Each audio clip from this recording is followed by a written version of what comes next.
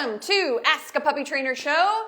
I'm Bethany. I'm all you get today. I'm sorry. I don't even have a puppy. I just realized I don't even have a puppy. Okay, this is episode number 180? 190. Oh, we got to do something for the 200th. We're so close to the 200th. Okay, this is how it works, everyone. You can put your question down below. We do only talk about puppies on this show, but it can be about anything. Just put the age and breed or breed mix or size, something to just give me an idea of your puppy in the comments when you ask, your question. Okay. Let me join. It's still not saying Puppy Academy is live. Here we go. All right. Okay, so I'm going to keep track of your questions, or at least I'm going to try. I'm actually on TikTok and Instagram because I'm alone today because Sparky is not here. All right, here we go. Okay, I'm going to start with it's kind of a PSA announcement. I want to give everybody a little bit of a heads up. Now, I know some of you guys, might think that you would do this, but it's really common. It's really common not to. When your puppy gets to be an adolescent, like around that 8 to 10 week mark, it's super common for us to kind of forget about some of the issues that they've had. I mean, they start to get pushier, which is really natural, and we kind of just forget about some of the issues that we had. So we had a dog that was an underwear eater, and I think you can just scroll up and it'll show that it was working. Like it's just a different scroll. Yeah, there you go. Okay. Had an underwear eater, and then they happened to have a few people over at the house, like for the kids. And usually, they're watching the dog, they're working on this kind of stuff, but they're distracted. So what do you think the adolescent dog did?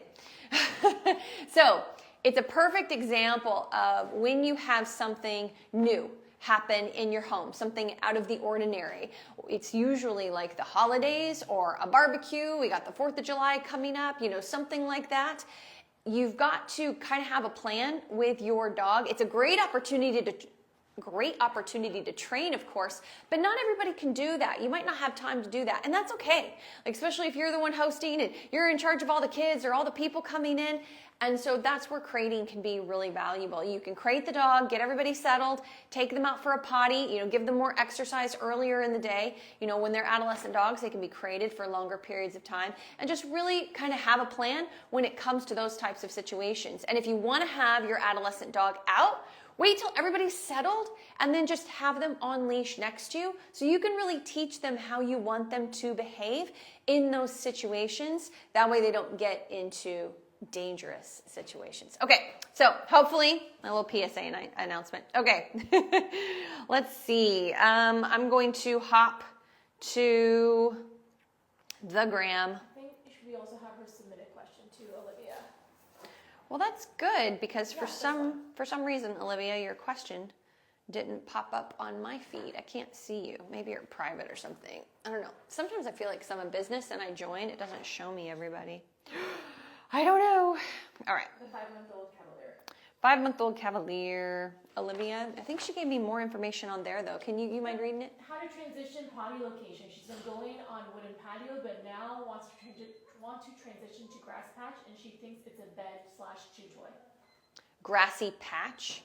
Well, usually that's not too bad of a transition, but it's a wood patio, and you want to transition a 5-month-old to a grassy patch. Transitioning at that age can be pretty tough. I'll just be honest. And you cannot get around the fact that you need the dog to be on leash. There's no getting around it. And so every time you are going to take that puppy out to potty, that puppy's going to be on leash. I would also encourage you, because it's grass, I would also encourage you to really use the front yard to utilize just a different space with grass. Because I'm guessing if that grass is like on top of the wood patio, there's a real possibility your dog is going to potty on the way to the grass. So first thing in the morning, if it's a small enough dog, I might pick the dog up. This is the only time I would do this, and put them in the grassy patch on leash. Might even put a fence around it so the puppy can't step off onto the wooden patio to potty. And then the rest of the day, I might try to use the front yard grass to just mix things up and really get the dog used to grass. You have to completely eliminate the possibility of the wooden patio, which means you can't even hang out on the wood patio anymore unless completely emptied their bladder and maybe you're just doing some place duration work, nothing really running around. It's going to take some time. So hopefully that gives you some tips. Okay, I'm going to hop back over to the tickety talk. Let's see. Britt says, hang on.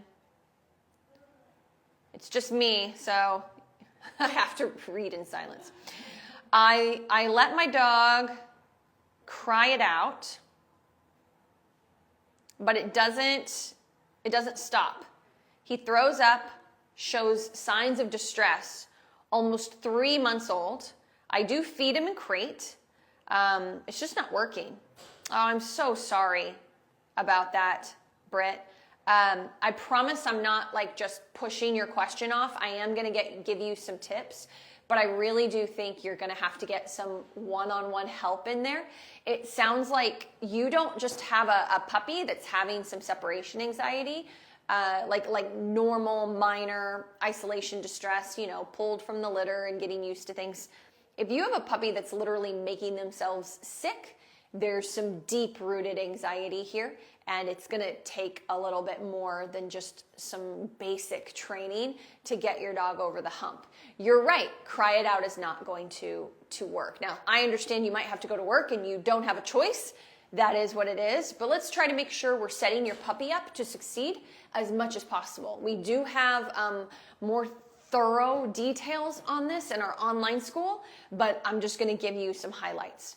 Dark room, white noise machine, and a radio playing or something that plays like a sitcom over and over again. All of those are important.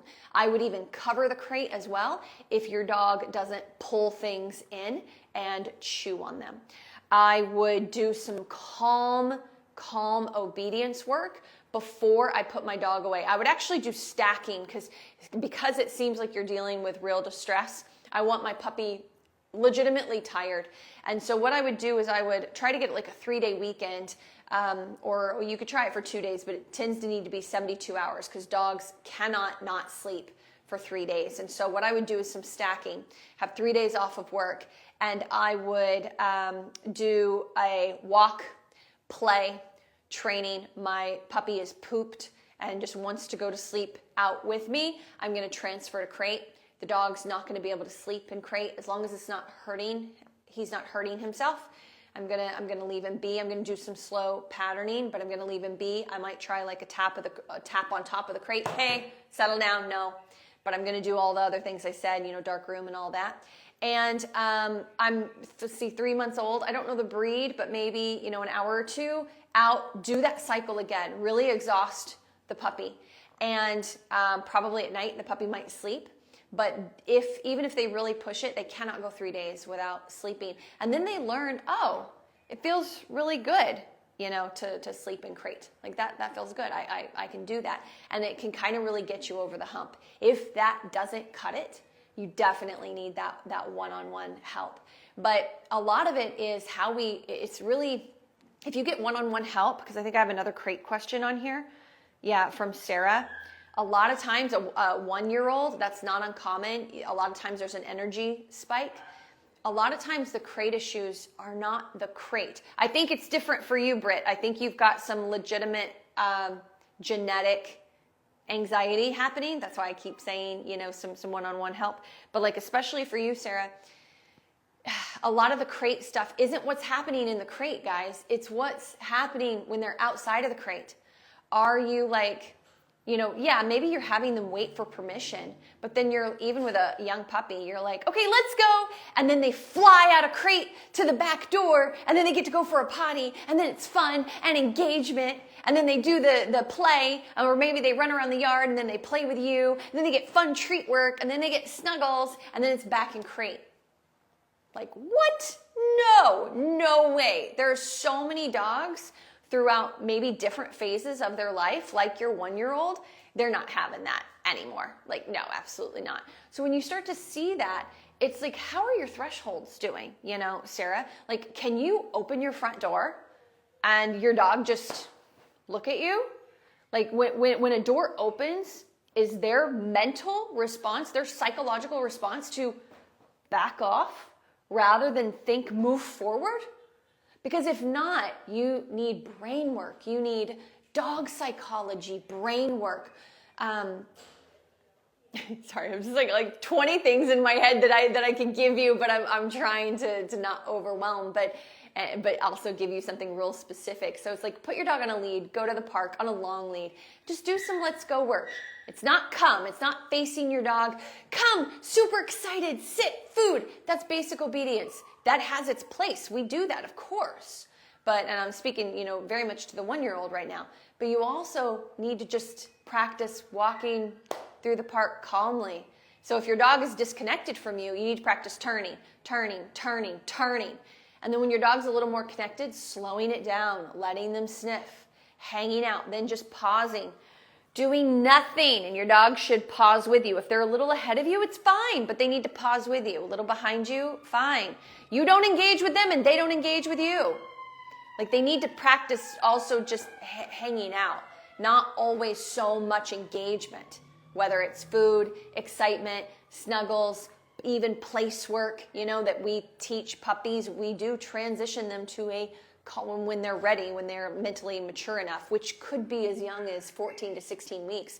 We want to, channel them to just a calmer body blocking. You need to stay there, calm down, And I just want you to keep that in mind. How much affection are you giving when your puppy comes out of crate? Are you giving affection within a 15-minute window before your puppy goes in crate, Sarah? So that's not fair. Because even if you pet calmly, even if you're doing the slow massage that we talk about, petting still causes stimulation. And so are you stimulating your dog within 15 minutes and then putting them in crate? It's like people who say bye to their dogs. Now, don't get me wrong. I do know some dogs that are really solid, really confident, and they kind of figure it out over the course of years that you're coming back. But it is not nice to be like, okay, see you later. And the dog's like, what? And then a door shuts in their face and you go to work and come back. A young dog is going to go, spin around, go eat the blinds, right? And so if they're in crate, they're going to be like, get me out of crate. And so anyway, I've given you a lot to think about. That's enough. Okay. I could talk about it all day. All right. Yes, Britt says, yeah, you're right. Planning on getting some help with him. Woohoo. Let's see. Lex says, I'll check with Instagram in a minute, but I don't think I had any new questions. Lex says, I got my puppy last week. I work a 12-hour shift 4 days a week. Would you rehome him or should I keep trying? Well, Lex, I don't have enough information. What's the age and breed? If you got a Malinois, you need to rehome him. But if you got a different type of breed and you have someone coming once or twice a day to check in on him, let him out to potty, then, you're fine. If you got an outdoor dog, if you got a Great Pyrenees and, he's safe in an outdoor, kennel environment. I grew up with outdoor dogs. I got nothing against it as long as they get what they need when you're home and you're doing the work when you're home. It's fine. But yeah, a dog, like a Labrador, 12 hours pent up inside all day long for 12 hours, that's not going to work. But you don't need to rehome him. Just get someone to come, let him out a couple times a day, and then really do the work on the 3 days that you are home. Now, if you're exhausted on the 3 days that you are home with your job, you're going to need to rehome him. So there's a lot of things to consider. I just threw like 10 things at you to consider. It's never that simple. It's never black and white. So you have to consider all of those things. All right. Kazu from Instagram? No, I didn't. Let me check. Let me see if Instagram is working for me. Yeah, it's not showing any of the things. Maybe it's because I was on TikTok. Can you read it for me? Mm-hmm. It says 7-month-old male Australian Labradoodle getting mouthy with my hand and brush when grooming. Is it a red flag? didn't do this when he was younger. No, so 7-month-old Labradoodle is getting really mouthy when she's starting to groom him, and probably in other times too, I'm guessing, I think is what it said. Is this a red flag? I mean, it could lead to some gnarly things, but no, dogs are so mouthy by nature, you know. It's like my little girl putting everything, you know, in her mouth. Like, they use their mouths to explore. It's just the difference is between them and us. They have very sharp teeth and they bite. But that doesn't mean that it's okay. That doesn't mean that you let it go. It is very important to work on this. I'm just going to focus on the grooming for a second. I'm going to give you a tip. So let's say I'm grooming. You can kind of see that, right? So let's say I'm grooming. Everything around here I have is black. I'm grooming my dog. It is really common, especially when trainers give advice, myself included, that we're like, okay, so when your dog goes to bite you, you know, pause, say no, have the leash with your other hand, maybe give it a tug or do some leash pressure up in the air. And then, you know, keep going, of course, and don't let the dog get away with it. Don't move your hand away, because then they win. That's the general advice. It's not wrong. It's good advice, but it's missing some key points. So I'm going to unpack some key points for grooming for you all, especially with Labradoodles. A lot of times we use slicker brushes on those dogs. Have you ever brushed yourself with a slicker brush?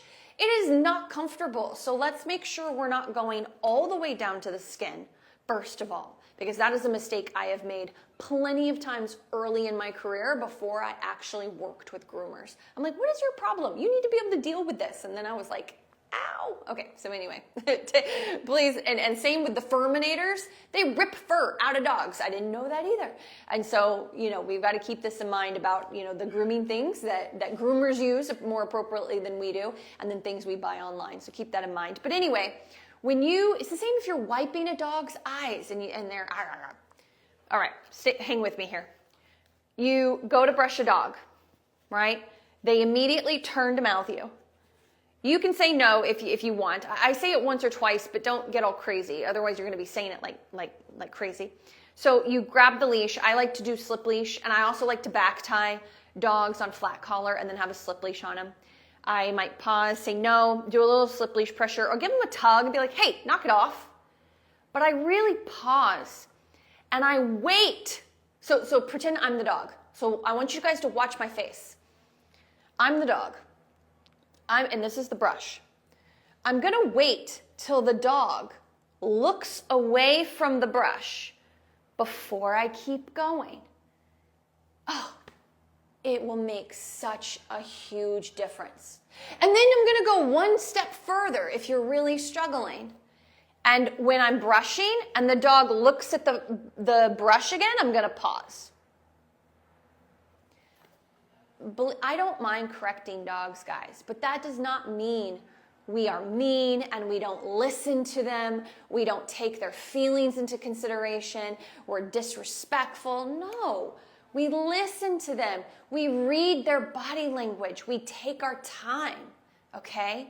And so even when you're brushing and they look at the brush, pause. Wait till they look away. Keep brushing. They wouldn't be mouthing you if it wasn't causing some sort of discomfort.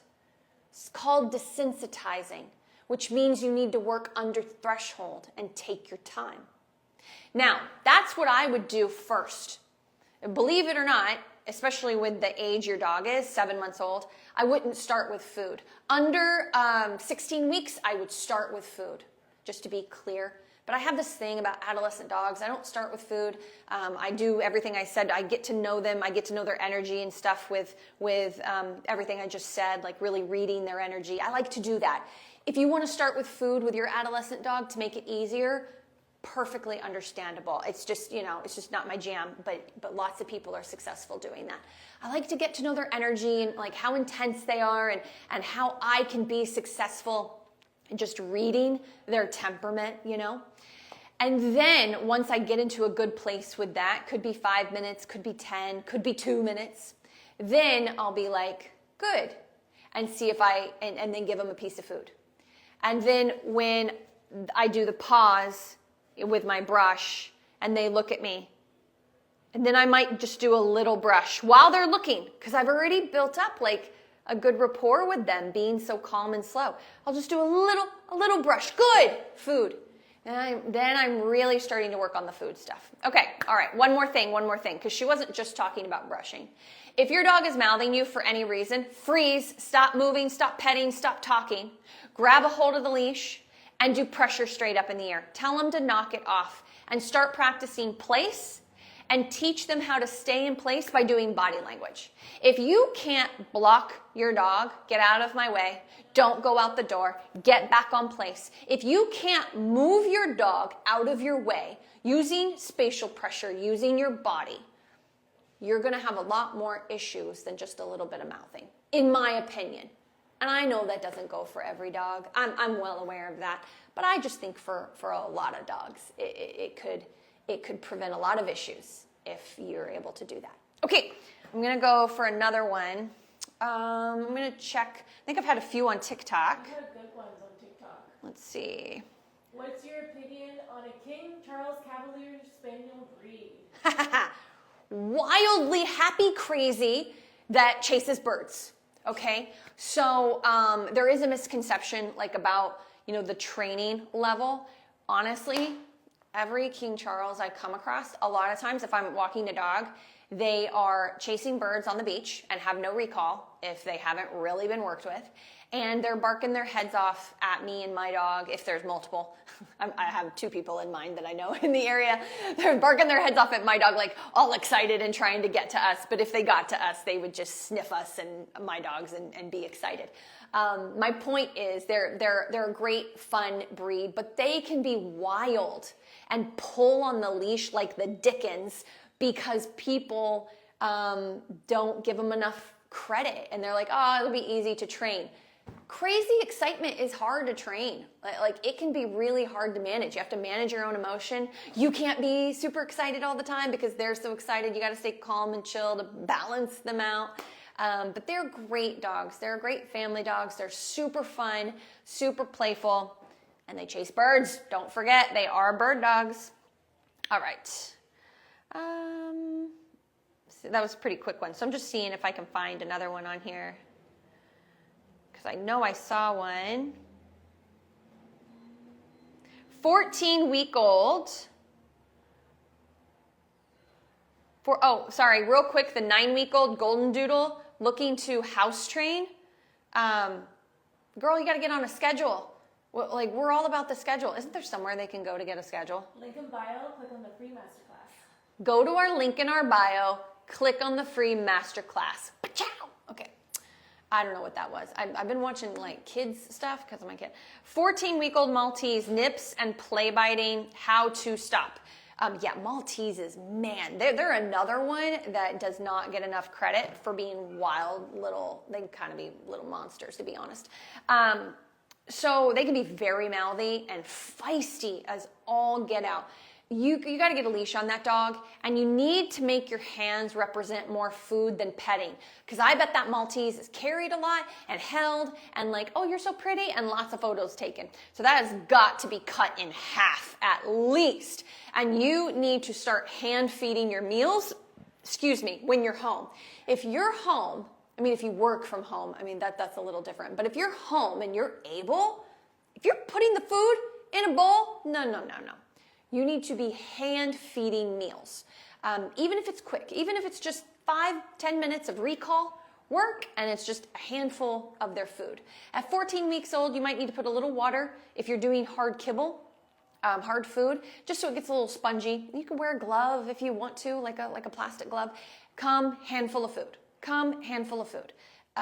Your dog needs to see your hands as something more than excitement, or it's never going to stop. There's no correction. There's no nothing. Because what you're dealing with is a relationship issue with your hands and emotion. Like what emotion the dog is already attached to you. Excitement, softness, love. I'm just generalizing. I could be totally wrong, but I'm just generalizing on a lot of people that get small dogs. But anyway, that's the first thing I would do. And then make sure there's a leash on the dog when the dog has free time. So that way, if they get really crazy, the bewitching hour happens, zoomies, and you try to stop zoomies and they're going after your ankles and your fingers and toes, you just pick up the leash, pressure out, your arm is out and away from you. Hey, calm down. Just a little bit of pressure up in the air. Don't lift them up off the ground. Don't like Maltese go flying. So just a little bit of pressure, calm them down. Everybody take a breath. When you relax the leash and they go for you again, pressure, calm down, take a breath. Maybe have a food pouch on you when your dog is having free time. So then when they do calm down a little bit, come, sit, food, and you know, start adding in more impulse control training. 14 weeks old, they should be able to do come, place, let's go routine, waiting at thresholds, doing house, waiting at house for permission to come out. They can do all that stuff. At this age, they're sponges. They can't do long stays, but they learn all of their obedience in a matter of a month. So get on it. All right, guys. Thank you so much, and I will see you next week. Bye. Bye, everyone.